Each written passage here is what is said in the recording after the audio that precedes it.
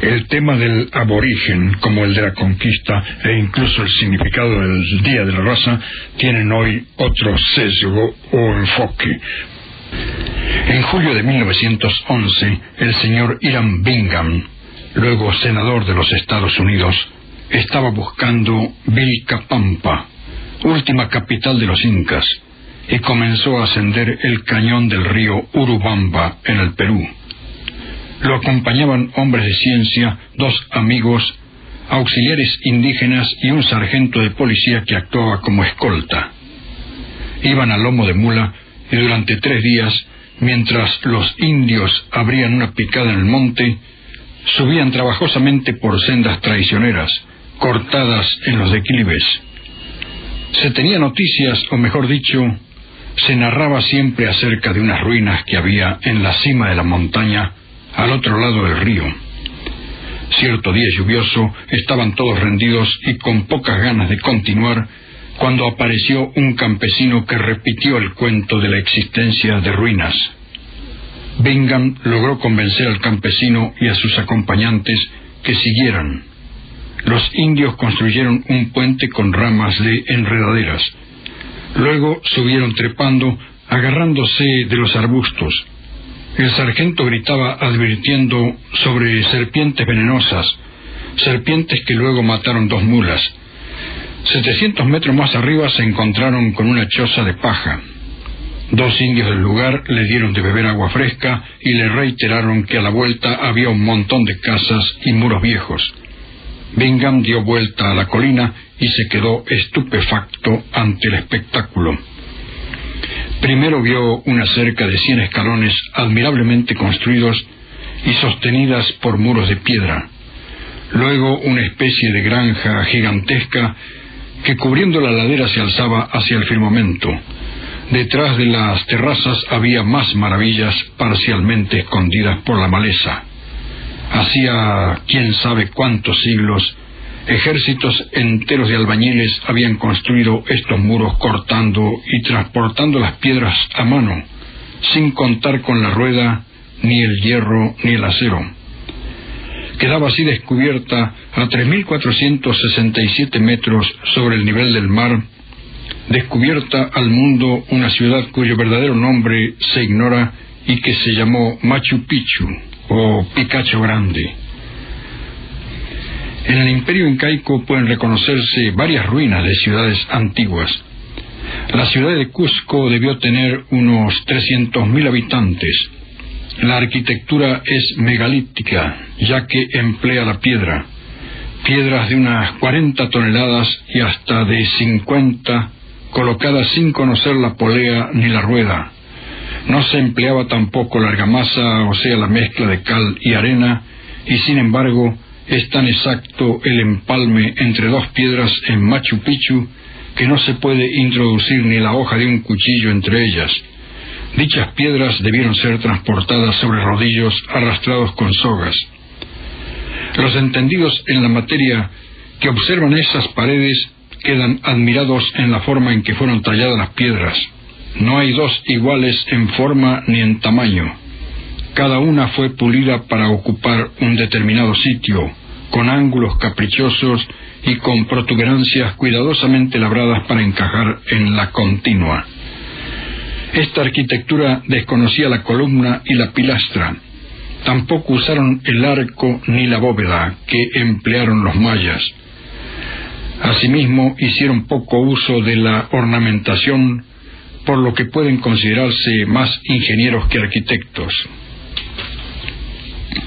Algunos investigadores suponen que Machu Picchu fue edificada 100 años antes de la conquista, pero otros hacen remontar su origen muchos años atrás de esa época. En su espléndida arquitectura se alojaban personajes de prosapia real.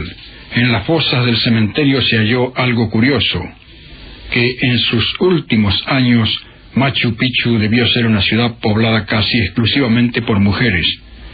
De los 173 esqueletos que fueron allí desenterrados, 150 pertenecían al sexo femenino.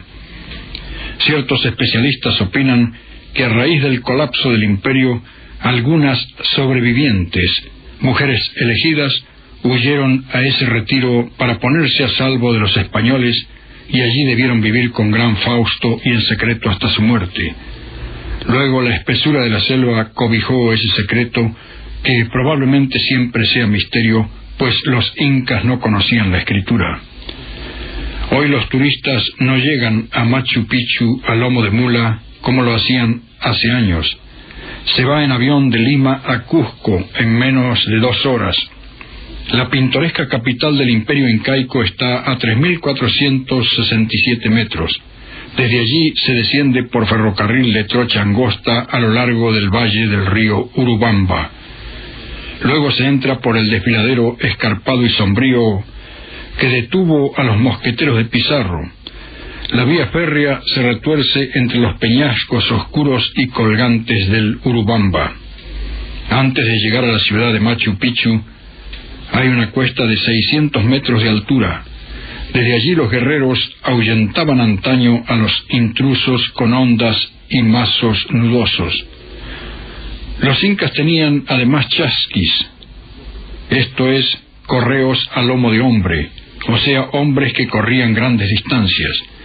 En las pinturas o dibujos rupestres suele aparecer el chasqui corriendo. Con semejante red de transporte liviano y de comunicación, el inca podía comer pescado fresco traído en el día desde la costa del Pacífico, y también congrios y mariscos. Recorrían cada uno 3.750 metros, o sea, casi 4 kilómetros, según Jaime Molins, y así, relevándose sucesivamente, llegaban a hacer 250 kilómetros por día.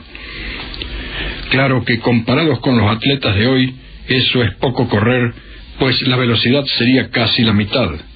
Pero hay que apresurarse a aclarar que los humildes chasquis no corrían sobre pistas de atletismo, con andariveles, sino que circulaban por todos los caminos que irradiaba el Cusco, saltando sobre rocas, por sobre arenas calcinadas, por bosques, cuesta arriba y cuesta abajo, hasta guiándose por los astros de noche. Además, el relevo de posta a veces podía demorar unos segundos, pues había que hacer alguna verificación.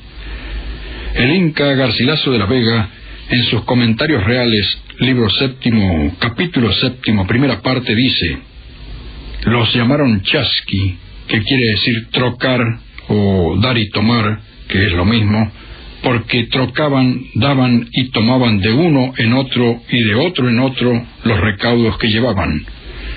No les llamaron cacha, que quiere decir mensajeros, porque este nombre lo daban al embajador mensajero. Y Garcilaso de la Vega describe brevemente cómo actuaban. Llevaban mensajes de palabras porque los indios no conocían la escritura. A veces el mensaje era escrito en quipus. Equivale a decir que a veces llevaba un mensaje en cuerdas de unos 50 o 60 centímetros de largo, con nuditos y de diferentes nudos y entrelazados. Así, por ejemplo, el blanco significaba simultáneamente la plata y la paz, el amarillo oro y guerra, etc. Generalmente había 2 jóvenes en cada choza o posta. La choza estaba en una parte alta, de manera que ya lo veía venir al chasqui que había que relevar. Además, el que iba llegando se anunciaba con gritos, como se anuncia la diligencia en el corno. Y si el mensaje era verbal, según Garcilaso, el chasqui ya venía gritando el mensaje para que se fuese grabando en la memoria del que lo debía relevar. Al llegar lo repetía. Pero este era el correo simple, pues cuando las papas quemaban había expresos y algo así como telegramas. En efecto, cuando corría prisa, hacían humo de puesto en puesto y ponían de 8 a 10 indios en cada posta, o topos, como los llama Josefo de Acosta. Los indios tenían sus hachas y de noche se comunicaban mediante el fuego. Así un mensaje de 500 o 600 leguas tardaba 2 o 3 horas en llegar. Claro que esto era para los mensajes urgentes, o sea, cuando había guerra, rebelión o cualquier otro tipo de levantamiento. Inca es una voz quechua que designa al soberano reinante en el antiguo imperio incaico. El aspecto más original de los incas fue sin duda la organización social y política del imperio, cuyo carácter fuertemente colectivista y despotismo estatal eran atenuados por el paternalismo. Al frente del mismo estuvo el Inca, personaje semidivino descendiente del dios Sol, y un cuerpo jerarquizado de funcionarios que ejercía su dominio sobre el resto de la población. La comunidad incaica estuvo estructurada en varias clases sociales muy diferenciadas. El clan incaico nutrió la aristocracia de la que procedían el alto clero y el alto mando militar y político, los orejones. Políticamente, el imperio de los incas, Tahuantinsuyo, fue el único organismo político que superó la federación tribal en América precolombina. Estuvo dividido en 4 grandes regiones, subdivididas a su vez en provincias, y éstas en circunscripciones integradas por una jerarquía de caciques o altos funcionarios que rigieron agrupaciones decimales de familias. El Inca gobernó con el asesoramiento de un consejo formado por los 4 gobernadores de las 4 regiones del imperio. También ejerció mucha influencia el gran sacerdote. Un buen sistema de correos y de carreteras con fuertes puentes colgantes para el paso de los ríos facilitó a la jerarquía de funcionarios el enlace de los pueblos con los jefes de provincia y con el mismo emperador. Como hemos dicho, los incas no conocieron la escritura, sino simplemente un sistema mnemotécnico de haces de cuerdas llamados quipos, cuyos nudos y colores les permitieron anotar las cantidades y les sirvieron como instrumento de contabilidad. Pero según la tradición, a Manco Cápac, probablemente en el año 1200, personaje semimítico, fundador de la dinastía Inca, siguieron 13 soberanos más. Los primeros no debieron de extender su poder mucho más allá de la ciudad de Cusco, pero el 9º emperador Pachacútec, a mediados del siglo XV, empezó un rápido proceso de expansión. A la muerte del 11º Inca, Huayna Cápac, en 1527, el imperio Inca estaba constituido y se extendía desde Quito, en el Ecuador, al río Maule, en Chile. Sin embargo, la rivalidad entre los 2 hijos de Huayna Cápac, Huáscar y Atahualpa, debilitó la fuerza del Estado, que sucumbió ante el avance de los españoles en 1532. Cuando Francisco Pizarro, con 160 hombres, de los cuales solo 60 iban a caballo, se acercaba a la región, Huayna Cápac había muerto. Tenía noticias ya de que venían exploradores españoles y dividió su imperio en 2, en contra de las tradiciones políticas de su raza. El hijo de su mujer legítima, llamado Huáscar, heredó el reino del Cusco, el más codiciado.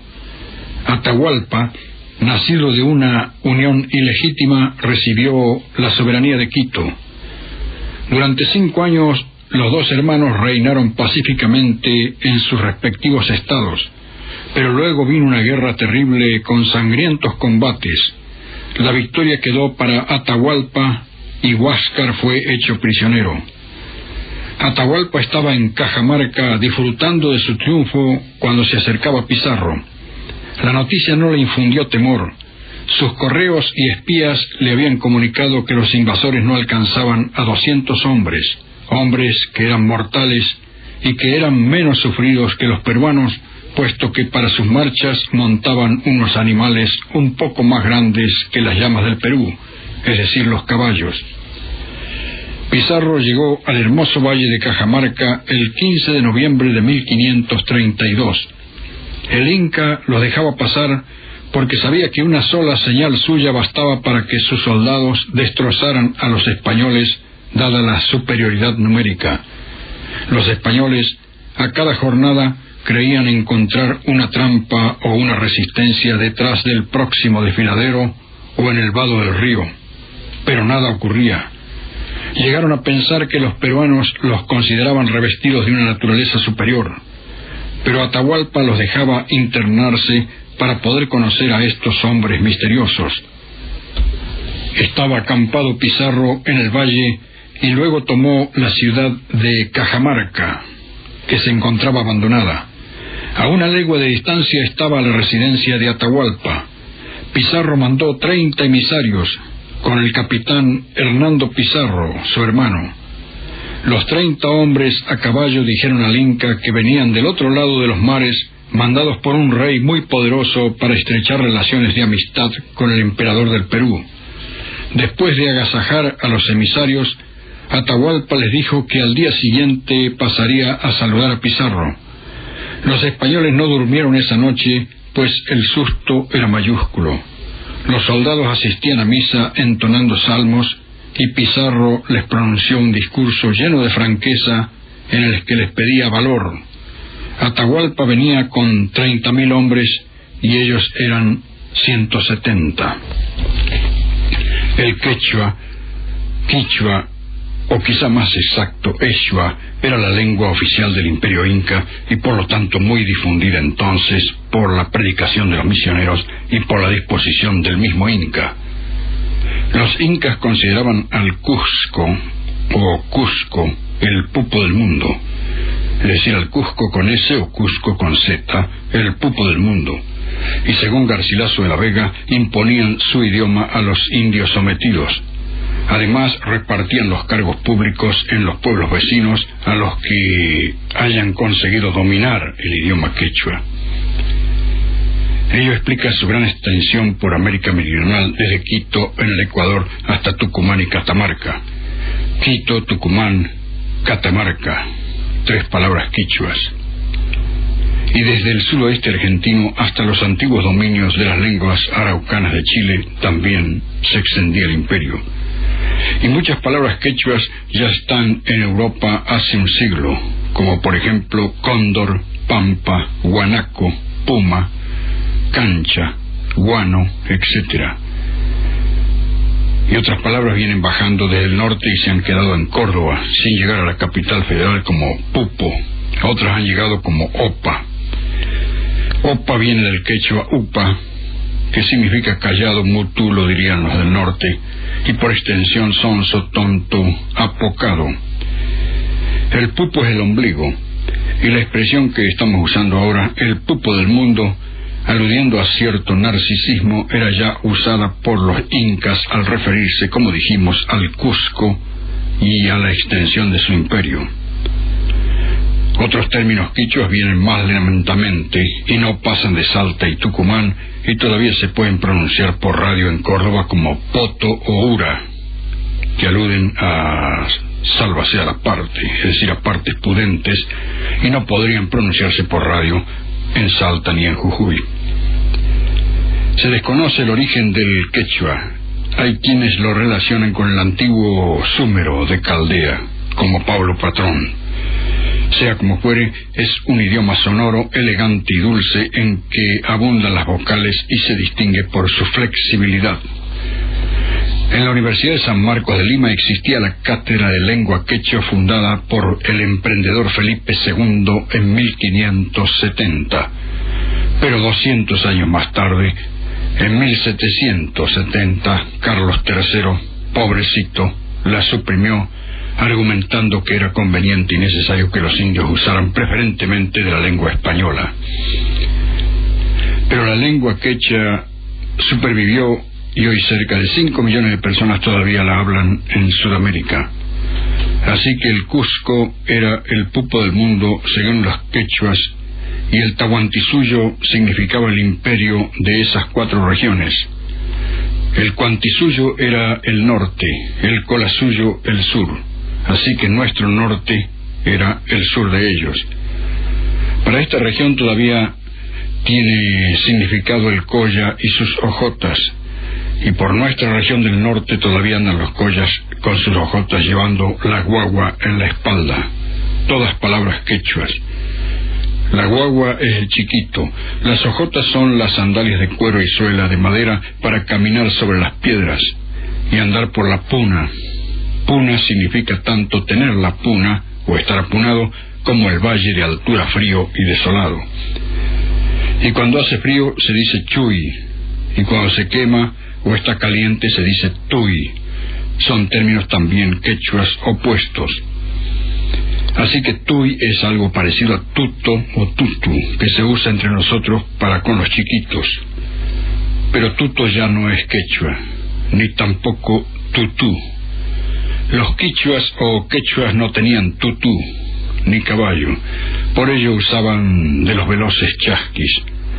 Pero como los incas no tenían escritura, su acervo cultural se transmitía oralmente, pero así todo se conservó. Después que los quechuas fueron atacados por los poderosos chancas y privados de sus posesiones, entraron en escena los incas ocupando dicho territorio y adoptaron para ellos el idioma quechua. Y pese a la transmisión oral, tienen reglas gramaticales.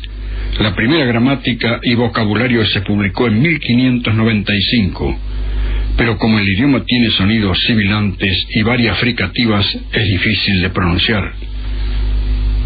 Al principio de algunas palabras se coloca una doble T de tarro, y es difícil pronunciar una palabra comenzando con dos T. Por ejemplo, tanta, comenzando con una sola, es multitud, pero santa, con dos T, es pan. Existe pues una gran diferencia en concepto y en pronunciación. Por lo demás, el quechua tiene adjetivos, géneros, pronombres, partículas y adverbios y verbos. Por ejemplo, cani, canqui, can significan respectivamente yo soy, tú eres, él es.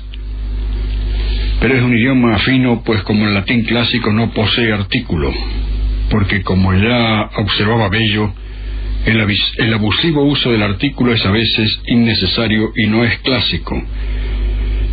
Y eso también ocurre con la gente común, según ya hemos repetido.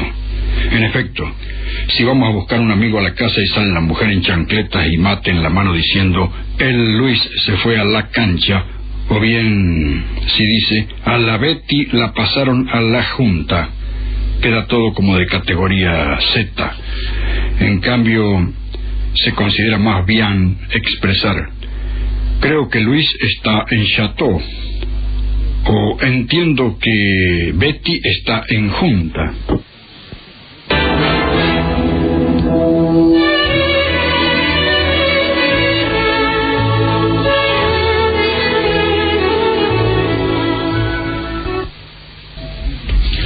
En nuestro país la lengua quichua se habla todavía en áreas bien definidas. En la provincia de Jujuy, Quebrada de Humahuaca y La Puna, y otra y principal se sitúa en una amplia franja en la provincia de Santiago del Estero, donde abarca 11 departamentos, y hay otras zonas menores de las provincias del noroeste. En cuanto a si debe decirse quechua o quichua, habría mucho que hablar. Ambas formas son válidas. En Santiago del Estero y Ecuador se dice quichua, en Jujuy, Bolivia y Perú se emplea quechua.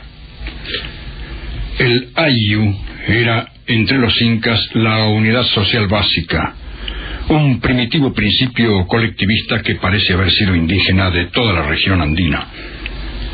Fue sobre este principio ayu que fue erigido el imperio. Zacate era el pueblo. Hay pues nombres en nuestra provincia como Anizacate, pueblo del sol, o Salzacate, Quisquizacate, etc. En cambio, Huasi era casa, así Quillahuasi, casa de la luna, Intihuasi, casa del sol. Y dentro de los límites de la comuna, el individuo levantaba su casa con ayuda de sus parientes. Esta casa estaba compuesta por una habitación rectangular, sin ventanas, hecha de piedras unidas y con un techo de barro o de adobes secados al sol. Esto puede verse, por ejemplo, en el Púcara de Tilcara, reconstruido por el Instituto de Antropología de la Facultad de Filosofía y Letras de la Universidad Nacional de Buenos Aires. El techo era cubierto con hierbas o forraje para lograr lo que llamamos las juntas del barro. El piso de tierra apisonada, pero es probable que lo hayan cubierto con pieles de llamas o alpacas. No habían inventado la chimenea o el tiraje, así que el humo del fuego de lo que se cocinaba salía por las rendijas del techo. No existían los muebles, se sentaban en el suelo o de cuclillas, y tan solo al cabeza de la tribu se le permitía un banquillo. Tampoco habían inventado la cama, dormían en el suelo, sobre pieles de llama o una frazada. Cuando uno observa estas rústicas reconstrucciones, le parecen muy primitivas, pero por ejemplo las casas de la Edad del Hierro en Britania eran aún más rudimentarias, y de allí a la larga salió la arquitectura. Sin arcos ni columnas, la vida de los incas se desarrollaba apaciblemente. La jornada principiaba al amanecer. El purik se despertaba y tomaba aca fermentado, o sea, la actual chicha. Es que prácticamente las familias no desayunaban. El aborigen se mandaba unos tragos de chicha y comía algo que había quedado en la cena. Chicha es un brebaje ligeramente tóxico, espeso y de olor a malta. Todavía se hace como antes. Se hierve el maíz, luego se mastica y se va tirando en la olla que está en el centro. La saliva convierte el almidón en una diastasa y de ahí en azúcar. Después, el conjunto de esos bolos alimenticios se pone en una vasija grande y las enzimas transforman el azúcar de malta en dextrosa y luego en alcohol. Se mezcla con agua y se hierve un poco para que aumente la fermentación, dejándose reposar a continuación un día. Hay que acostumbrar el estómago a esta bebida y cuesta, pues para nosotros es un brebaje maloliente. Luego de este frugal desayuno, el indio se iba a trabajar al campo a las 9:30 y volvía a comer otro poco y retornaba a su trabajo. Al mediodía la familia se reunía para su segunda comida. La preparación de los alimentos se hacía hirviéndolos. La grasa y los fritos eran desconocidos. El maíz se cocinaba con chile y hierbas hasta que se abría el grano. A esto se le llamaba mote. La carne de llama secada al sol se llamaba y se llama charque y formaba parte de los ingredientes del locro. Así que los quechuas inventaron el locro y la palabra locro. En cambio, el término mazamorra es probablemente árabe, aunque se comía mucho también mazamorra en el Perú. El chuño son las papas que usaban para el locro. De modo que guardaban no solo la carne en forma de charqui, por no tener freezer, sino que molían el maíz y hacían un pan. Y como la papa o patata era más perecedera, también se las ingeniaban para conservarla. Con sus pies aplastaban las papas para extraerles el jugo, que siempre se enfriaba por la noche y se secaba al sol durante el día. Así obtenían el chuño, que era un grueso polvo blancuzco. La cena se hacía hacia las 4 o 5 de la tarde, porque al lado de la cordillera la noche cae casi de golpe. Se bajaba la cortina de la puerta y todos los miembros de la familia se sentaban en las pieles de animales o mantas rodeados de las brasas. Las brasas estaban en el brasero de barro y tenían llamas pequeñitas. Esto nos recuerda que nuestro amigo Julio, mecánico de automóviles, nos contó que cuando era pequeño, su familia, muy pobre, vivía en el campo. Su madre le dijo que al día siguiente le tocaba encender el fuego temprano a él, pero que tuviese cuidado porque la cajita quedaba con un solo fósforo. Y esto nos ha ocurrido a varios en la época en que la ciudad todavía no tenía gas domiciliario, y el primero que se levantaba debía encender el carbón en la cocina económica. Cuando uno se daba cuenta de que quedaba un solo fósforo, se ponía nervioso, y era más fácil que le fallara. Pero le quedaba el recurso de salir a la puerta y esperar que pasase un señor serio de saco y chaleco y pedirle un fósforo. Esto no lo podían hacer los incas. Y a los incas, o al aborigen inca, es más fácil que le fallase si hubiese existido el fósforo, porque es más difícil a esa altura, o en esas alturas, encender el fuego. Pero nuestro amigo Julio vivía, como dijimos, en el campo, y le falló el fósforo. Entonces, en su frustración, agachó la cabeza y comenzó a rezar con desesperación. Luego volvió la vista nuevamente hacia la cajita y encontró en ella otra cerilla. Es que en el fondo de la caja de Pandora siempre quedó la esperanza, y el que espera con fe y no desespera tiene siempre en el fondo de su conciencia una carta más en la vida. Por ello se dice que la fe mueve montañas. Así, en aquellas alturas del imperio incaico, las llamas, como decimos, encienden con mayor dificultad, pero también la fe se reúne en torno del brasero, aunque irradie poco calor. Las brasas tenían llamas pequeñitas, debido a que en esas alturas el fuego arde, como decimos, más débilmente. Así que el brasero de arcilla cocida irradiaba poco calor. Además, en esas alturas no hay leña, pues no existen los árboles por el aire enrarecido. Así, por ejemplo, cuando uno toma el viaje de las nubes, mucho antes de llegar a San Antonio de los Cobres, se da cuenta que los árboles allí no existen. Hay que arreglarse con los arbustos y las plantas. Y los estoicos quechuas usaban la taquia, o sea, el estiércol de la llama, del mismo modo que los árabes utilizaban boñiga del camello para hacer el fuego. Al llegar a la edad de los 20 años, los varones debían casarse, o de lo contrario, le conseguían una mujer, sin agencias matrimoniales, porque esto ocurría más en las clases altas. Las uniones se fundaban en motivos económicos más que en el amor. Los incas no tenían el mismo concepto nuestro de noviazgo prolongado. Cuando un hombre quería a una mujer, empezaba a frecuentar la casa y ayudaba a los padres de ella en las tareas. Y no eran raras las relaciones sexuales prematrimoniales. Si el varón no conseguía una mujer, habiendo llegado a los 20 años, edad en que se lo juzgaba casadero, se disponía su casamiento durante la visita del Tacuirrucuc, el cacique. Tacuirrucuc quiere decir aquel que todo lo ve. Así que si lo ve todo, le escoge la pareja y se supone que no es arbitrario. La ceremonia o rito nupcial de los indios comunes era sencilla. Se tomaban de la mano y en lugar de intercambiar anillos como nosotros, intercambiaban sandalias. El hombre común era monógamo. La poligamia estaba solo reservada a la nobleza. El Inca mismo tenía unas 700 concubinas. La primera, sin embargo, era la principal. La muerte de una de las esposas o concubinas era un detalle intrascendente para el Inca. Más lo molestaban el llanto de las otras mujeres en todo caso. Más tarde, cuando el Inca llegó a ser el jefe supremo de la tierra, se casaba siempre con su hermana, a la que consideraba su esposa principal, pero él seguía manteniendo las 700 concubinas.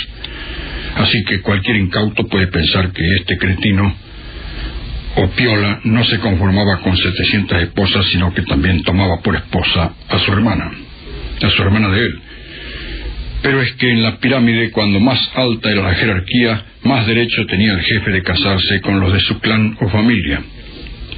Los jefes más altos todavía podían casarse con la prima hermana, y ya para abajo comenzaban las prohibiciones. Casarse dentro del grupo familiar o del grupo estaba rigurosamente prohibido. La educación del niño consistía en imitar a su padre en todo. Los padres no llevaban una vida separada de sus hijos. Durante todo el día, comer, dormir, trabajar, los niños participaban con los padres. El acto sexual también era presenciado por los pequeños, que cuando llegaban a la pubertad eran como hombrecitos en miniatura. A los 14 años, al llegar a la pubertad, el mozo se ponía un taparrabos. Era algo así como los pantalones largos de antes. Y los campesinos le gastaban toda clase de bromas. Era el símbolo de virilidad y se rodeaba de una pintoresca ceremonia. También era hermosa la ceremonia de las jóvenes que llegaban a la pubertad a la misma edad que los varones. Se les peinaba el cabello y se les adjudicaban nombres tales como coyur, por ejemplo, de la planta llamada coca, o quizá, por ejemplo, Ima Sumac, que significa que hermosa. Y todo esto nos fuerza a repetir la anécdota de aquel mataco que en un cañaveral cercano a Tartagal proporcionaba caña de azúcar a los pocos turistas que acertaban a pasar por allí. Al menor gesto de paga o al mostrarle una moneda, de inmediato tomaba su machete y pelaba una caña, la que era chupada con gusto por el turista. Un caballero le pagó con un billete grande y como el indio no tenía cambio le dijo: «Me lo paga mañana». «¿Y si me muero esta noche?», preguntó el turista. «No se pierde gran cosa», replicó el nativo. García Lorca, que ha cantado a las alturas de Machu Picchu, también llega a los interrogantes que llega todo hombre sobre el origen del hombre primitivo, del aborigen, es decir, de ese núcleo esencial desposeído luego de la conquista. ¿De dónde viene? Dice el poeta: piedra en la piedra. El hombre, ¿dónde estuvo? Aire en el aire. El hombre, ¿dónde estuvo? Tiempo en el tiempo. El hombre, ¿dónde estuvo?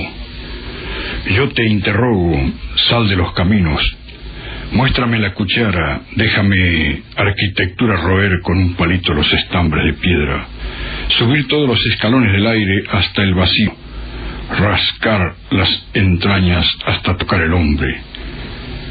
Luego, al encontrarse el poeta con el espíritu encarnado, el hombre que ha inquirido con fervor, dice que busca la luz en esa oscuridad de los siglos, que logrará que su palabra se vuelva fraterna, que de algún modo él sea quien la continúa. Añade: sube a nacer conmigo, hermano, dame la mano desde la profunda zona de tu dolor diseminado. No volverás del fondo de las rocas, no volverás del tiempo subterráneo, no volverá tu voz endurecida, no volverán tus ojos taladrados. Mírame desde el fondo de la tierra, labrador, tejedor, pastor callado, domador de guanacos tutelares, albañil del andamio desafiado, aguador de las lágrimas andinas, joyero de los dedos machacados, agricultor temblando en la Sevilla, alfarero en la greda derramado. Traed a la copa de esta nueva vida vuestros viejos dolores enterrados. Y la incógnita siempre está presente, como lo hace notar Domingo A. Bravo, al referirse a los estudios que han hecho, por ejemplo, Desiderio a Chábal Ceballos. El eminente lingüista Miguel Ángel Mossi, luego de 40 años de estudiar el quichua, encontró la relación que esta lengua tenía con el hebreo. A su vez, Bernardo Graeber le encontraba coincidencias con el arameo, y los últimos indicios que poseo, dice Bravo, es que nuestro quichua tiene algo de común con el japonés. ¿Qué habrá de verdad en todo esto? Quizá alguna vez lo sepamos. Sobre el tema opinan dos eminentes de la famosa Universidad de San Marcos, Lima, Perú. J.M.B. Farfán dice que el quichua es un dialecto del aymara, desprendido de su lengua madre hace 1300 años. Y Alfredo Torero afirma que apareció en la costa peruana 800 años antes de la era cristiana. Por otra parte, Dick Ibarra Grasso, en su denso libro La representación de América en mapas romanos de tiempo de Cristo, página 25 y siguientes, dice que el geógrafo egipcio romanizado de origen griego Claudio Ptolomeo, hacia el 150 años de la era cristiana, ya diseñó las costas americanas, y que el geógrafo fenicio Marino de Tiro, medio siglo antes, hizo lo mismo. Más aún, afirma la Biblia en su Antiguo Testamento, la edición de 1923, al decir de Bravo, Madrid, página 320, capítulo 10, inciso 11, dice que el rey Salomón, que reinó 1000 años antes de Cristo, recibió la flota de Irán, que había traído el oro de Ofir. ¿Será el Perú?, se pregunta. Traía también mucha madera de Brasil. A su vez, Jacques Mailloux, en su libro El gran viaje del dios Sol dice que los vikingos entraron en México y el Perú entre los años 967 y 1532. Tenemos además que Paul Rivet, en su libro Los orígenes del hombre americano, sostiene que el poblamiento de América Meridional se realizó con la entrada de australianos por el Atlántico Sur.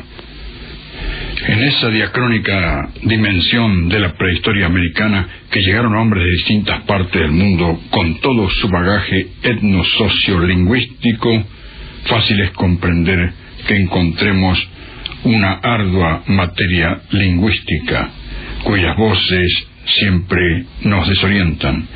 Por ejemplo, Sabagasta y Manogasta, señaladas por el señor Achával, y que no se logran traducir.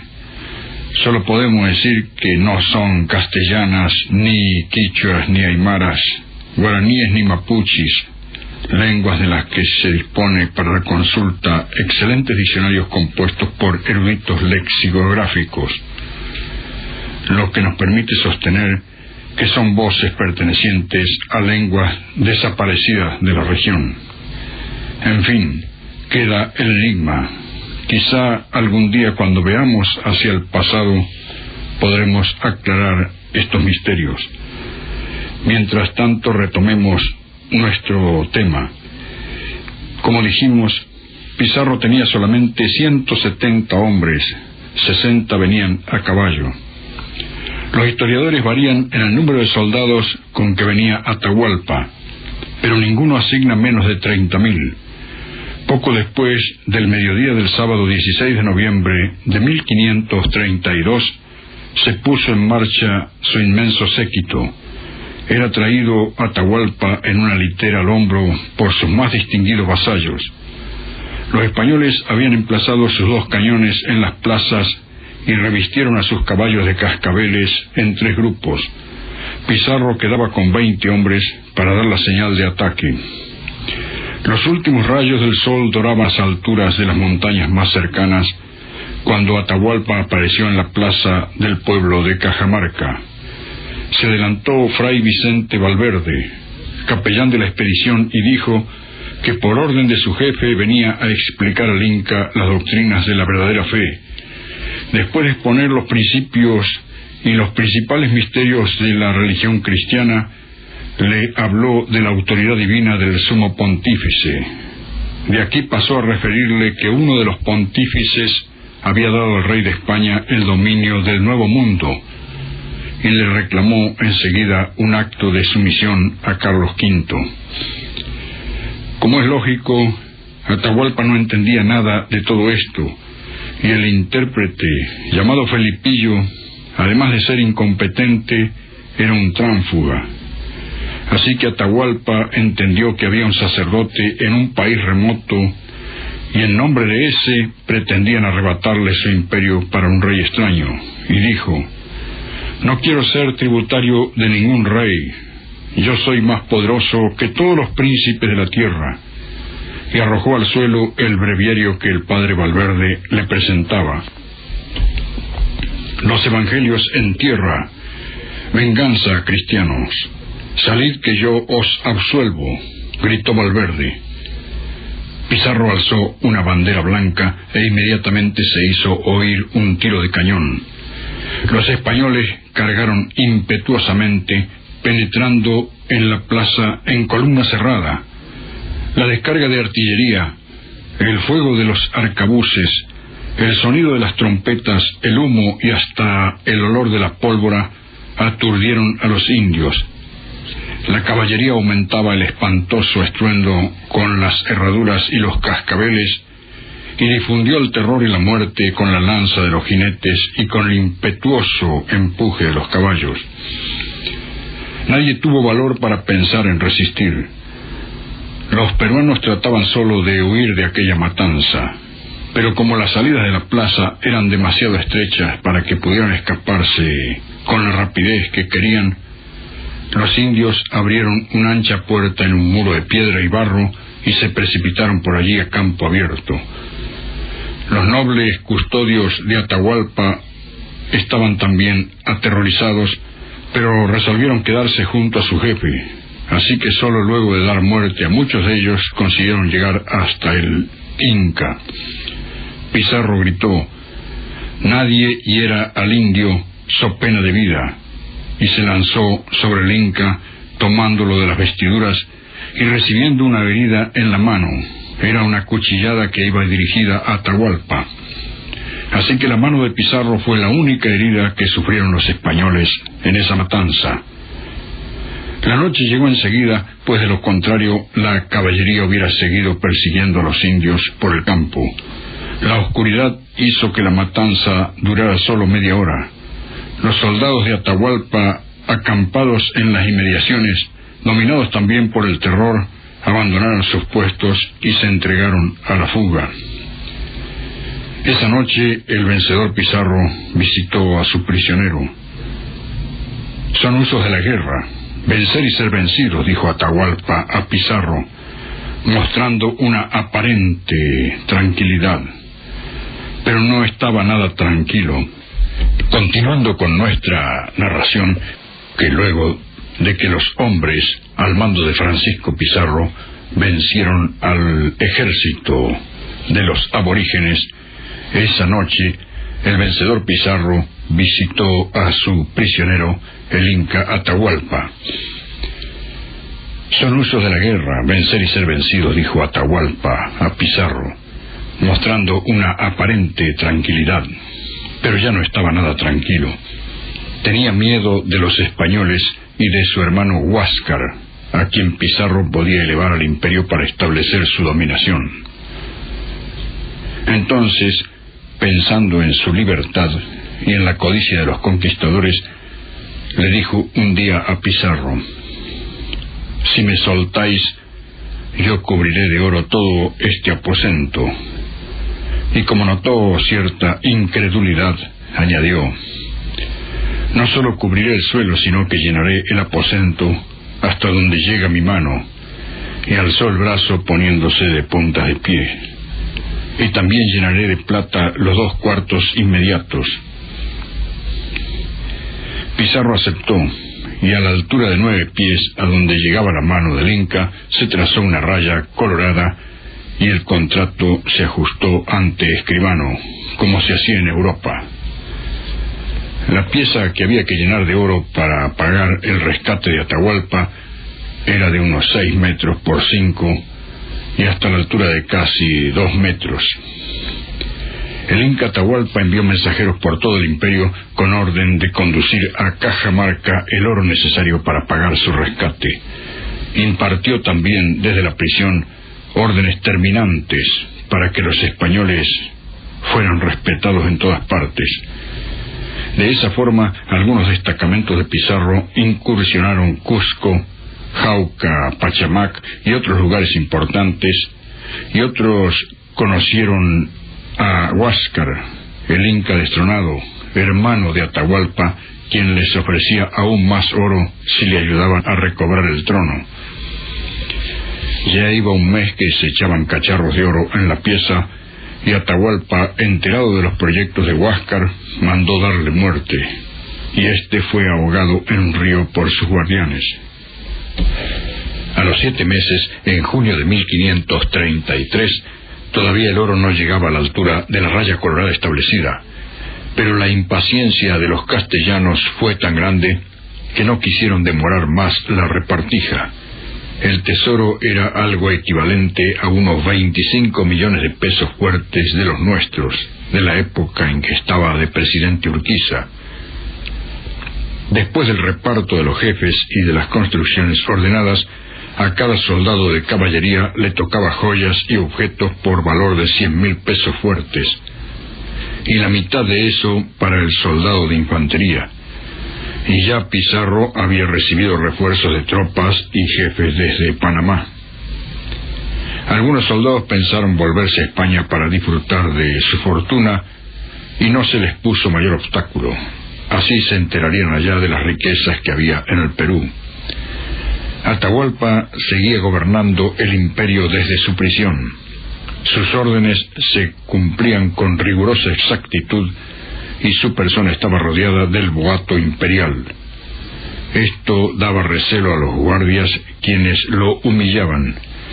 El infeliz Atahualpa vio a los soldados españoles repartirse sus mujeres, y lo que era más vergonzoso, vio al indio Felipillo, el intérprete o lenguaraz, incompetente o pérfido, aspirar a la mano de una de ellas.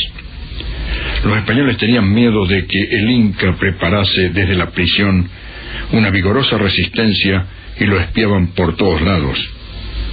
Y el pérfido Felipillo dijo a Pizarro que Atahualpa fraguaba una conspiración.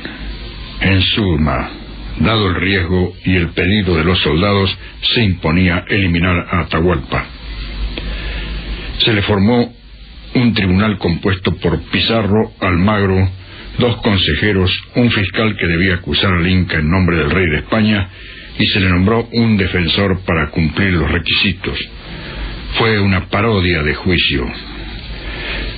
Se acusó a Atahualpa de que, siendo hijo bastardo, hubiese tomado el trono de los incas y condenado a muerte a su hermano, de ser idólatra, de tener muchas esposas, cosa que estaba autorizada entre la aristocracia del imperio inca. Y lo que es más irónico o cómico, se le acusó de haber gastado los tesoros del imperio que por derecho pertenecían al rey de España. En realidad los que los gastaron fueron los españoles, que se los repartieron. Se le acusó de levantar gente contra los españoles. 7 españoles que declararon confirmaron esto último, y los indios que prestaron declaración lo hicieron por medio del Felipillo. Así que, aunque decían no a todo, algunos no fueron convertidos en sí por el lenguaraz, y así terminó el simulacro de juicio, uno de los más vergonzosos que recuerda la historia. Atahualpa fue condenado a ser quemado vivo. El desgraciado inca no pudo recibir con firmeza tamaño golpe. Suplicó a Pizarro, con lágrimas en los ojos, que le perdonara la vida, y ofreció un rescate el doble de valioso que el de la pieza de oro. Pero aunque el conquistador no pudo contener su emoción, no se atrevió a volver atrás. Perdida toda esperanza, Atahualpa recobró alguna tranquilidad y se dispuso a morir. En la noche del sábado 29 de agosto de 1533 salió al patíbulo rodeado de grillos. Cerca de la hoguera, el padre Valverde trató de convertirlo, prometiéndole cambiar la pena de la hoguera por la del garrote. Así se estranguló al último soberano del Perú, dejando a la historia valorizar la naturaleza de este acto. Veremos enseguida que Francisco Pizarro se acomodó con Carlos V y se trajo a América un nombramiento a su favor que lo embromaba a Almagro. Esto nos recuerda que cierta vez Carlos V le dijo al duque de Cardona: «Ya sé que vuestros catalanes quieren lo que vos queréis». Y el duque de Cardona contestó: «Es cierto que hacen lo que yo quiero cuando quiero lo que ellos quieren, pero si no quiero lo que ellos quieren, no hay hombre que quiera lo que yo quiero». Y algo de testarudos tienen en su inteligencia amplia los catalanes. La casa nobiliaria de los Cardona en Cataluña tuvo sus orígenes hacia el siglo X y se extinguió en 1638. Los catalanes fueron separatistas. Se entiende por separatista el movimiento político cuyo fin es la separación de una región con características nacionales propias, sea esta raza, idioma, historia, cultura y o costumbres. La separación que se postula es del Estado de que forma parte y se pretende asimismo la plena soberanía nacional con el establecimiento de sus propias instituciones políticas. Y esto nos recuerda que cuando Alfonso XIII fue al baile de gala al Palacio de Pedralbes, que se inauguraba en Barcelona, estaba presente toda la aristocracia catalana. En un descanso se acercó al monarca el general Barrera, don Alfonso Sala y el duque de Miranda. ¿Sabe vuestra majestad con quién ha bailado la última pieza?, le preguntaron al rey. No, no la conozco, contestó el monarca, pues es la hija del separatista más rabioso de Cataluña, y ella comparte las ideas separatistas de su padre. Pues es la verdad que durante el baile no se notaba tanto esa tendencia, contestó Alfonso XIII. Todo esto nos recuerda que en 1919 actuaba en el Teatro Malasaña de Madrid Raquel Meyer. El teatro era anticuado y no muy concurrido, pero la genial actriz logró un lleno total durante 8 meses. La diva cobraba al actuar nada menos que 1.000 pesetas diarias en aquella época. Un día recibió la visita del marqués de Viana, mayordomo mayor de Alfonso XIII, quien le dijo que al monarca le agradaría verla actuar, para lo cual le ofrecía un salón del Palacio Real. Pues dígale al rey que la misma distancia hay de la calle Malasaña al Palacio Real que de la Plaza de Oriente a la calle de Malasaña, así que venga si quiere oírme. Y el rey fue al teatro, y la altiva súbdita se esmeró al máximo en su actuación. Terminada la función, Raquel Meyer fue al palco a agradecer la presencia del rey. Y al retirarse, Alfonso XIII dijo a Campúa, padre, empresario: ha sido una noche inolvidable. ¡Qué maravilla de artista! ¡Y qué maravilla de teatro! Y desde entonces el teatro se llamó de Maravillas y se le sigue conociendo hoy con ese nombre. Esto nos recuerda que en otra ocasión y en otra visita de Alfonso XIII a Barcelona, le preguntaron a un tabernero que era republicano si iba a ir a ver al rey. Como no venga el rey a verme a mí, contestó. Pero los caballos del coche de Alfonso XIII atropellaron a un muchacho. El rey descendió y lo levantó en brazos buscando el establecimiento más próximo. Así entró en la taberna antes citada. Así el rey fue a verlo. Y como el rey fue a verlo, el tabernero puso un cartel a su casa con el título de Taberna del Rey. Todo esto nos recuerda al general español Valeriano Weyler, que desempeñó una vez una de las capitanías generales en Cataluña. Era bravísimo y era muy buen militar. En 1896 fue enviado a Cuba con el objeto de dar leña a los rebeldes y tuvo que renunciar pues no consiguió sus propósitos. Murió en 1930. Y cuando estaba en Cataluña fue objeto de un atentado. Cayó bajo su caballo una bomba. El animal se encabritó y él lo frenó. Y con gran tranquilidad dijo a su ayudante: recoja usted eso que puede hacer daño a alguien. Ahora bien, Weyler era tacaño. Cierta vez su hijo Fernando le pidió que le enviara un giro para comprarse una camisa de dormir. Weyler le contestó: camisa para dormir. Para dormir no hace falta más que una sola cosa: sueño.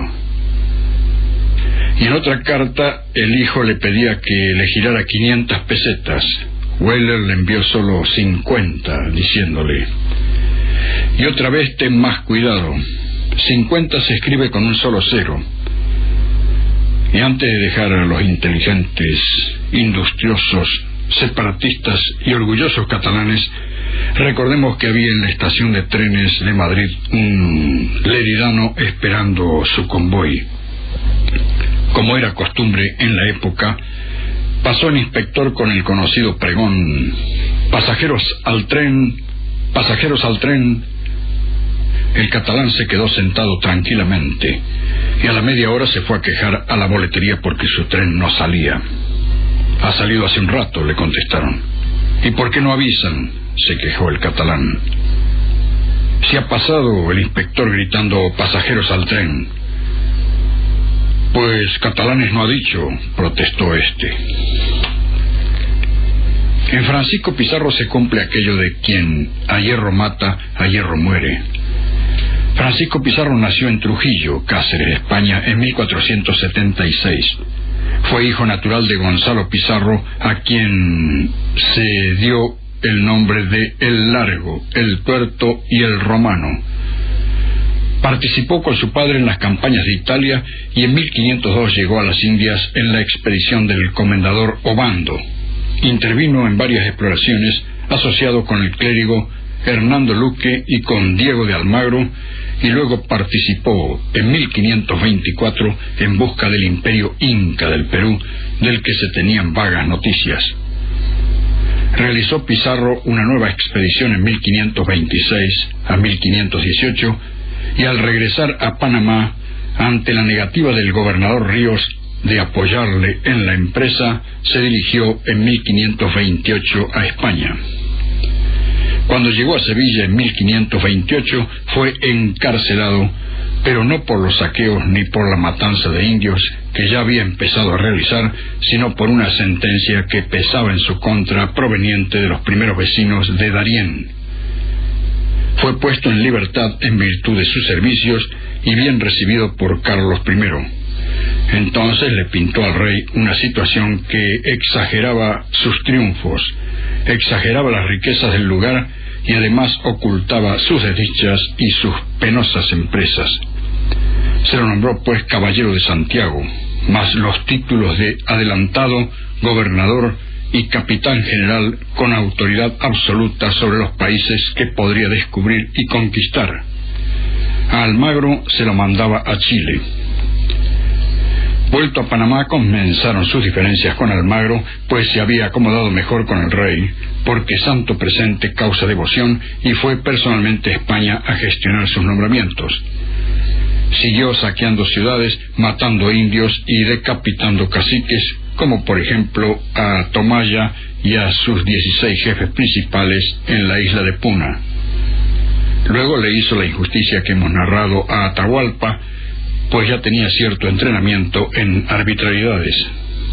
Pero los partidarios de Almagro, que estaban con la sangre en el ojo, no descansaban. Así llegó el domingo 26 de junio de 1541. Pizarro se hallaba en su palacio de Lima. Ya sabía por diversos conductos que se conspiraba contra su persona, pero no tomó medida alguna. Al mediodía invadieron el palacio 19 conjurados dirigidos por Rada. Pizarro se hallaba departiendo con unos amigos, así que un paje entró gritando: «Los de Chile vienen a matar a mi señor». Los amigos huyeron. Solo quedaron a su lado su hermano Martín de Alcántara, Juan Ortiz de Zárate y 2 pajes. A pesar de sus 64 años, Pizarro se batía con los bríos de un joven y los atacantes no lograban pasar el dintel de la puerta que defendía. Hirió a uno de sus enemigos, que empujó sobre él Rada, y entonces Martín de Bilbao le dio en el cuello una estocada. Pizarro gritó «Jesús» y cayó al suelo. Se dice que al caer hizo una cruz con sangre en el piso. Allí fue cuando Rodríguez Barragán le rompió en la cabeza una garrafa de barro de Guadalajara, y Pizarro exhaló su último suspiro. Pasearon su cabeza en una pica y enterraron sus restos en el terreno donde luego se construyó la Catedral de Lima. Allí quedó el cadáver en un féretro forrado de terciopelo. Con el terremoto que destruyó la mayor parte de la ciudad de Lima en 1741, sus restos se perdieron. Casi a los 2 siglos y medio.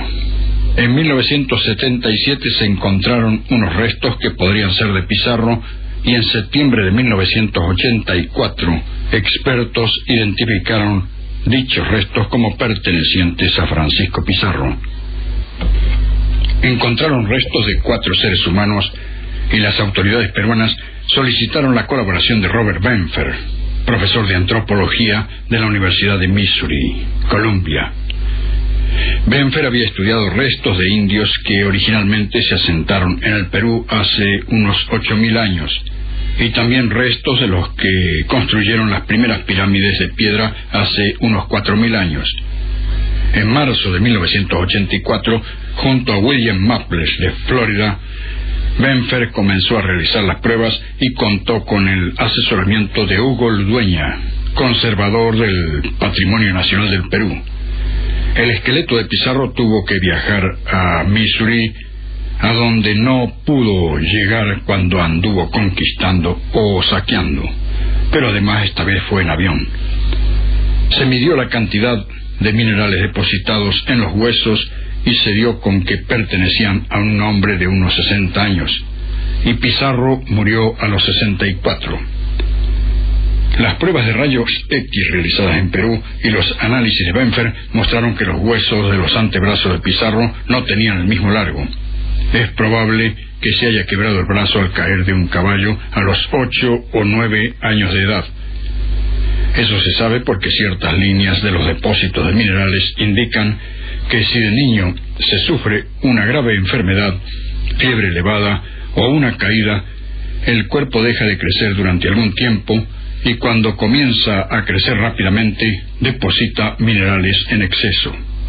Maples observó unos ligeros cortes dentro de la mandíbula y varios cortes en la parte frontal del cuello y en la base del cráneo. Puede ser la estocada de Martín de Bilbao que le dio en la yugular. Hay un corte ligero que coincide exactamente con una línea que va desde el cuello a la mandíbula y a la base del cráneo. Y aparece también un golpe de gracia que fue dado en el cráneo. Ese debe ser el que le dio Rodríguez Barragán con la jarra de barro de Guadalajara. Se ve que nadie le gritó, «Guarda la jarra». Se intentó sacar fragmentos de la espada que se incrustó en la vértebra de Francisco Pizarro para tener así una seguridad absoluta por comparación con otras espadas de los atacantes. Pero eso hubiese exigido aplicar una dosis excesiva de radio y los huesos hubiesen quedado radiactivos varios años. Así que no se hizo. Se devolvieron los huesos a la Catedral de Lima para que llegaran a tiempo para el festejo de los 450 años de su fundación, en 1985.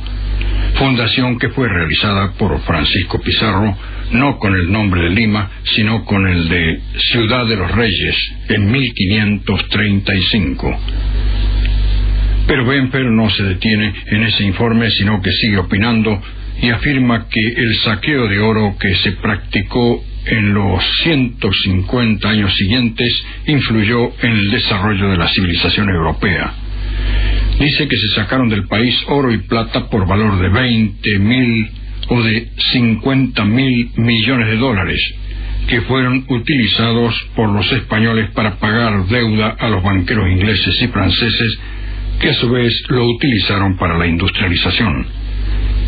Añade que antes de esto, el nivel de vida no era muy diferente en el hemisferio norte que en el sur, así que eso habría influido para que el norte agarrara la manija y controlara la riqueza del sur. En fin, y retrocediendo muchos años, y hasta donde alcanzan nuestros conocimientos, los primeros pobladores que llegaron a los Andes provenían del norte hacía unos 20.000 años. Las evidencias más antiguas de esto proceden de la cueva de Piquimachay, cerca de Ayacucho, en la Sierra Central del Perú. Pero cada vez se tiene más información de restos culturales de primitivos cazadores-recolectores que llegaron a los Andes durante el Pleistoceno, fecha más antigua aún, porque es del Cuaternario inferior. De cualquier modo, los primitivos pobladores andinos eran salvajes y vivían en cuevas, abrigos rocosos o campamentos protegidos del viento. Al principio, enfrentados con el cambiante final de la era glaciar, coexistieron con gigantescos y a veces extraños animales actualmente extinguidos en América, como elefantes, megaterios o perezosos gigantes, tigres con dientes en forma de sable, caballos, etc. Más adelante, ya en nuestra era geológica, en el posglaciar, iniciada hace unos 10.000 años, pudieron cazar guanacos, roedores como la vizcacha y cuánto animal o planta silvestre existe aún hoy en la región andina. Fue una época de progresivas conquistas sobre el medio ambiente, lo cual evidenció el aumento y perfeccionamiento de los instrumentos para caza en el crecimiento de la población humana. En la puna había recursos suficientes para asegurar la supervivencia de los cazadores de vicuñas y guanacos en cualquier época del año, sin que tuvieran que recurrir a otros pisos ecológicos en busca de alimentos. La pesca era abundante en el mar peruano y se combinaba con la caza de mamíferos como el lobo de mar, pero esta abundancia no fue realmente aprovechada hasta que se descubrió la red, formidable instrumento para la obtención de gran cantidad de peces con un esfuerzo menor y básicamente colectivo. La red fue descubierta o inventada en esta parte de América hacia el 4000 a.C. Del 3000 al 2500 a.C. ya la red se hacía de algodón y posibilitaba mayor cantidad de peces. Es que ocurre que en Mesoamérica, América Central, como en todas partes, la civilización comienza con la agricultura, pero no toda agricultura conduce necesariamente a la civilización. La civilización mesoamericana en particular parece que fue sobre todo producto de una planta, el maíz, cuya gran utilidad para el hombre se descubrió tardíamente, hacia el 3000 a.C. Y así y todo, el maíz ni su combinación con otras plantas alcanzaron al independizarse de la caza-recolección, ni le permitieron al hombre al principio radicarse en aldeas permanentes. Claro que esto no está claro, valga la redundancia, porque el maíz sigue siendo un misterio en sus orígenes. No se delimita bien cuál es la planta silvestre de la cual pudo proceder. El polen encontrado a grandes profundidades y ejemplares arqueológicos de 5000 años son objeto de discusión entre botánicos y antropólogos. Además, el maíz domesticado carece del poder de producirse por sí mismo como los cardos, el mocoto o las semillas de paraíso. Se necesita una mano que abra la mazorca y expanda los granos. Así que el maíz que conocemos hoy en día ha convivido con el agricultor. Este proceso del agricultor pudo haberse instalado en los Andes entre el 5000 y 4000 a.C. Se puede decir que entre el 5000 y el 1500, siempre antes de Jesucristo, la agricultura se practicaba con productos propios del hábitat costeño. Se obtenía payar, frijol, zapallos, calabazas y frutos tales como la ciruela del fraile. El maíz, las papas y la carne de llama eran suficientes para alimentar a los campesinos, a los trabajadores de la construcción y a los especialistas picapedreros, a los artistas y a los sacerdotes que dirigían las obras. Las riquezas eran suficientes para que tales especialistas se aplicasen con dedicación a las faenas religiosas y artesanales. Los incas, después de todo esto, derivaron en un imperio en el sentido más prístino de la palabra.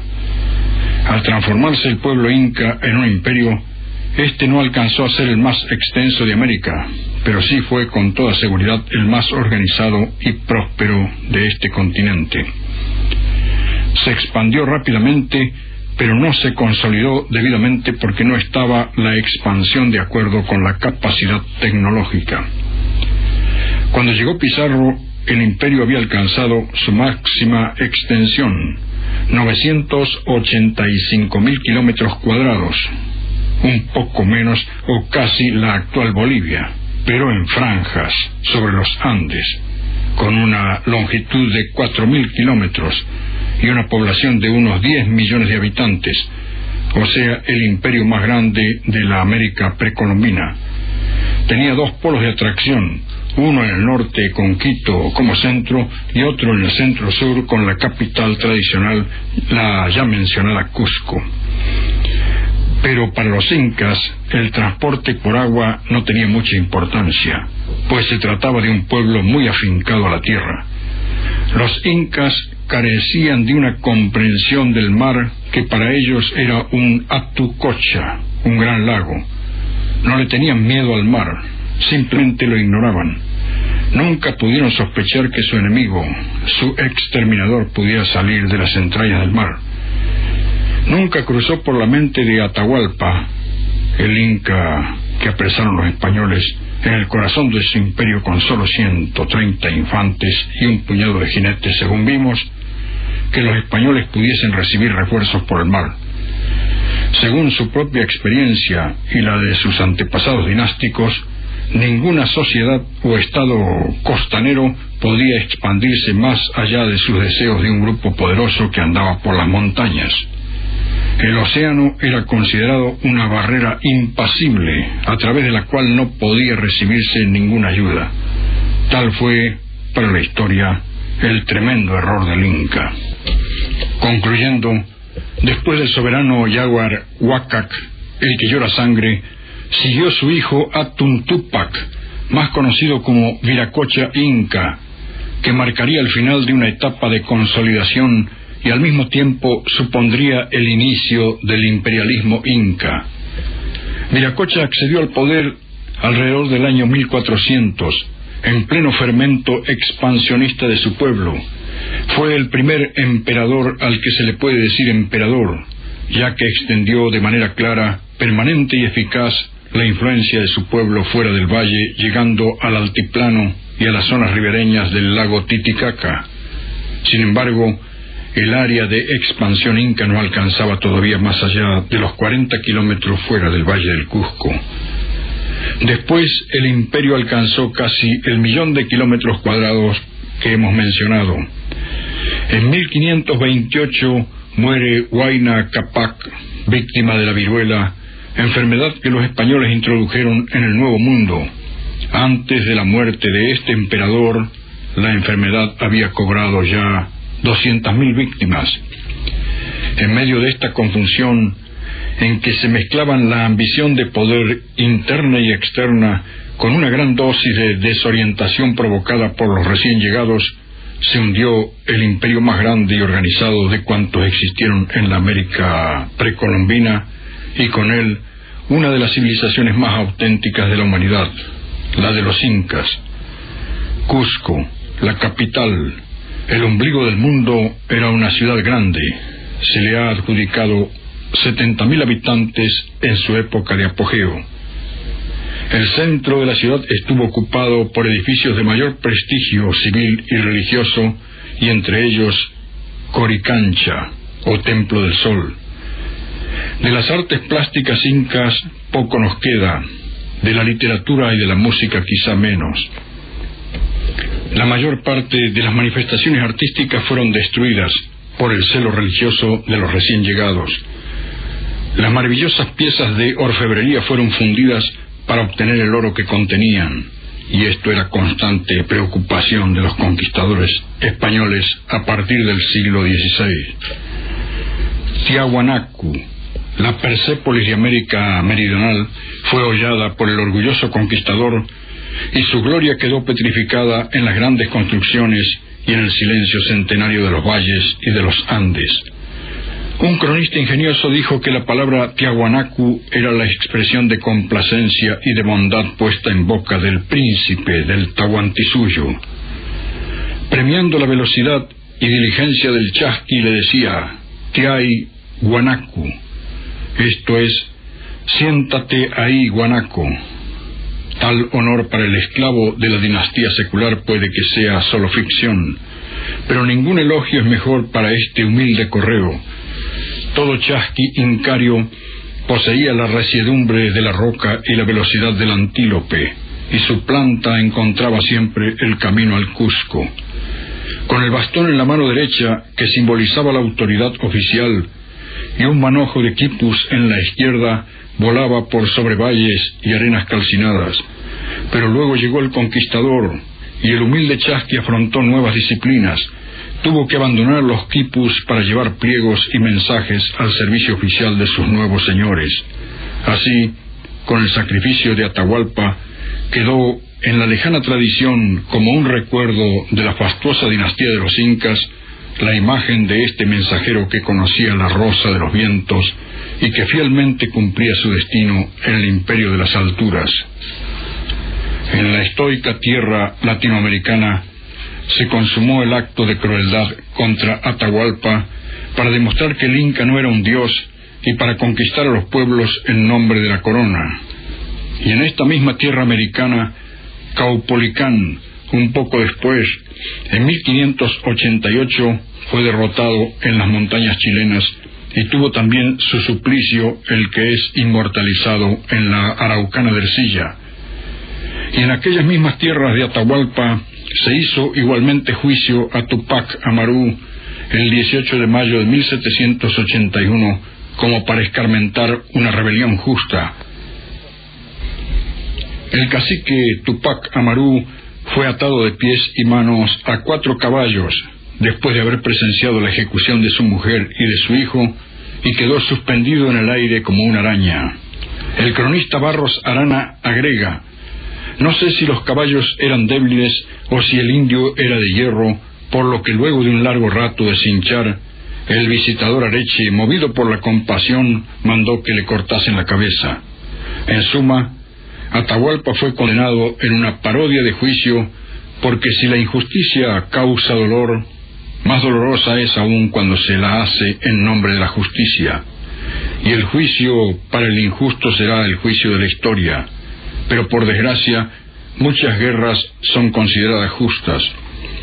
El afán de conquista jalona todos los siglos de la historia. Cada imperio a su tiempo se ha lanzado a conquistar. Pero la historia también enseña que por la fuerza solo se domina, pero nunca se conquista verdaderamente, aunque se venza o se someta. Porque al igual que en el amor, el que conquista beneficia, dando y recibiendo. Los carniceros desolaron las islas, dice Neruda. Guananí fue la primera. En esta historia de martirios, los hijos de la arcilla vieron rota su sonrisa, golpeada su frágil estatura de venados, y aún en la muerte no entendían. Pero pese a las enseñanzas de la historia, respecto del afán de conquista, la conciencia de la humanidad no ha variado mucho. Se gasta más dinero ahora en actividades militares que en la educación, la medicina o cualquier otro campo de los empeños sociales. Sentados en la roca del valle andino, el gemir incesante del viento parece indicar el destino inexorable de la noble raza, diciendo: a través de la tierra juntad todos los silenciosos labios derramados, y desde el fondo habladme toda esta larga noche como si yo estuviera con vosotros anclado.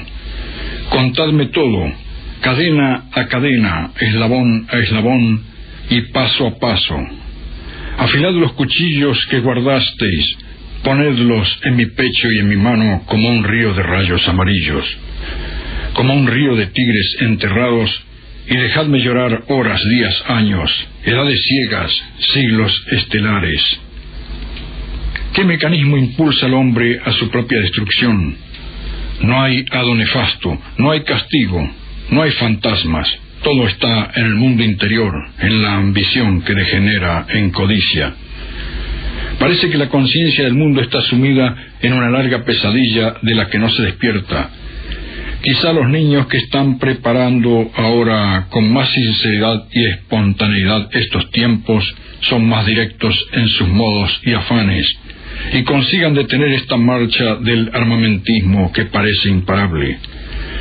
Es como si sobre todo esto nada hiciese la experiencia de siglos. En la página de la historia hay mucha sangre derramada, ya sea Atahualpa, Tupac Amaru, Caupolicán o bien Jerónimo, como símbolos de fortaleza, de virtud y de fe en el destino de la raza libre. Su sacrificio parece no tener ninguna relación con la industria bélica, y el valor del martirio, que se ve ya borrado, se evoca de vez en cuando, como para mostrar paradigmas teóricos de la justicia que se alzaron contra la opresión. Si la grandeza del gran imperio se basa en el terror y en la fuerza, nunca será grande, y su gloria, efímera a la postre, siempre estará condenada, porque ya se trate de un gran imperio o de una pequeña nación, si su dignidad se basa en la justicia y en el amor, estará destinado a crecer y ensancharse, aunque no se modifiquen sus fronteras, porque la grandeza del alma es la verdadera nobleza, y su poder no necesita de la humillación de la pequeña nación o del vejamen del paria contingente de refugiados. La sangre de aquellos indígenas ha quedado cubierta por el tiempo y por las grandes ciudades y por los caminos, y por esos caminos transitan hoy otras intenciones. Pero la historia, como las piedras y como las altas montañas, es testigo de esos mártires que pagaron la injuria con beneficios. Antes de la peluca y de la casaca fueron los ríos arteriales, fueron las cordilleras, en cuya honda raída el cóndor o la nieve parecían inmóviles. Fue la humedad y la espesura, el trueno sin nombre todavía, las pampas planetarias. El hombre tierra fue vasija, párpado del barro trémulo, forma de la arcilla, fue cántaro caribe, piedra chipcha, copa imperial o sílice araucano. La sangre de aquellos indígenas ha quedado cubierta por el tiempo. La noble imagen del aborigen resuena en la cordillera, en los valles y corre por los llanos. Hoy ya no son los grandes conquistadores, pero por sobre la cordillera soplan otros vientos, y por sobre ellos el satélite espía trae otras intenciones. Los imperios ceden a los imperialismos, pero el afán de conquista no ceja y parece correr cada vez más rápidamente tras fines materiales. Sin embargo, es realmente grande aquel que vive en el corazón de los pueblos y aquel a quien todos se enorgullecen de contarlo como antepasados. La generación de los jóvenes del próximo milenio, que ahora balbucean sus primeras palabras, es la generación del amor. Por encima del mero fin comercial y material, resurgirán las cosas del espíritu, porque a ellos no les interesa sojuzgar pueblos, y saben que en el planeta ya no hay tierras para conquistar, porque quedan muchos jóvenes idealistas, porque en el reino del espíritu está la herencia más noble que nos queda como ejemplo de virtud, de sacrificio y de bondad. Así, siempre será posible que desde la tierra se irradie por todo el espacio el inextinguible fuego de la justicia que siempre brilla en los corazones más jóvenes e idealistas.